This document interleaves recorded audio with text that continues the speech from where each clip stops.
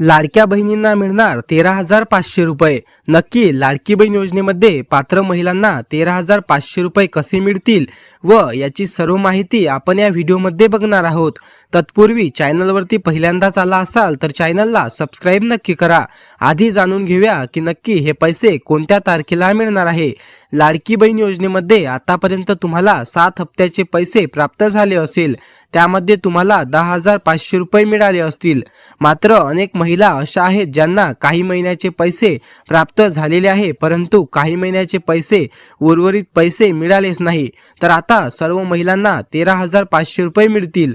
सर्वात आधी 3,000 रुपये व त्यानंतर 4,500 रुपये, टोटल 7,000 रुपये डिसेंबर आणि जानेवारी महिन्याचे 1,500 रुपये असे मिळून 10,500 रुपये होतात व त्यानंतर फेब्रुवारी आणि मार्च महिन्याचे 1,500 रुपये, टोटल 3,000 रुपये हे सर्व मिळून 3,500 रुपये हे तुम्हाला मार्च महिन्यामध्ये 7 तारखेला मिळणार आहे।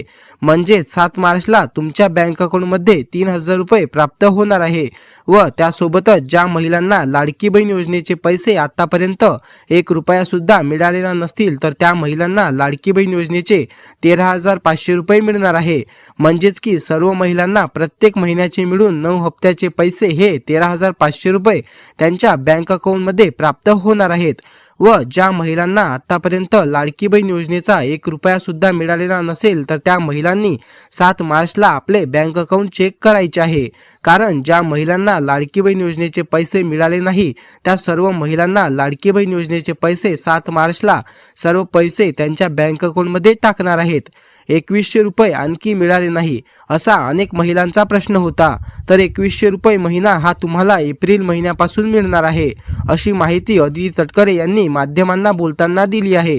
तर आतापर्यंत तुम्हाला लाडकी बहीण योजनेचे पैसे किती रुपये मिळाले व तुमच्या कोणत्या महिन्याचे पैसे किती राहिले हे आम्हाला कमेंट करून नक्की सांगा। लाडकी बहीण असो किंवा सरकारी कोणत्याही प्रकारच्या महत्त्वपूर्ण माहितीसाठी तुम्ही आपले चॅनल सबस्क्राइब नक्की करा आणि हा व्हिडिओ जर तुम्हाला आवडला असेल तर व्हिडिओला लाईक करून कमेंट बॉक्समध्ये तुमचे काही प्रश्न असतील तर ते देखील आम्हाला नक्की विचारा।